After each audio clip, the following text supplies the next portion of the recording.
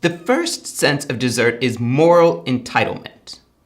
One way to think of this is it's just the raw question of what people morally deserve to keep, independent of any theory about social systems.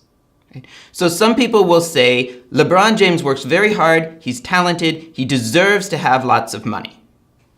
Okay. Another person who isn't as talented but works just as hard deserves to have less money. Right? Now, deserves to have a certain amount of money because he worked hard, but not as much as LeBron James, who has fantastic talent. Right? Other people are going to say, no, it depends on how hard you work. People who work equally hard deserve the same amount of money. Now, there may be other reasons for not giving it to them. Right? There may be sort of secondary effects of giving them the same amount. Right? But we have to recognize to some extent people are getting more, someone's getting more than they deserve or someone's getting less than they deserve. Let me give you an example to illustrate this idea. My mom one time pointed out an article to me in a magazine, right? And this was a religious magazine.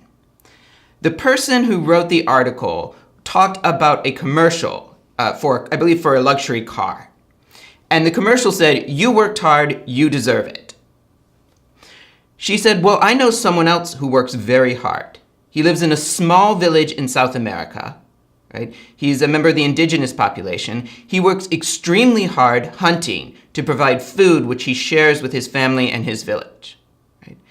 That person deserves to have just as much or more than the other person. Right? Now, that person was either saying, look, this person works even harder, right, and deserves more, or let's just throw aside the question of desert.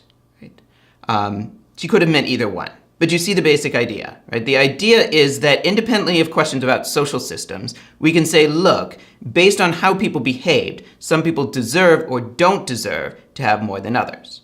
Now, we may disagree on what factors into that. For example, the question of talent, right? The question of the extent to which talent should factor in makes a difference, right? But the basic question is, when do people in this moral sense, right, deserve to have the money they have?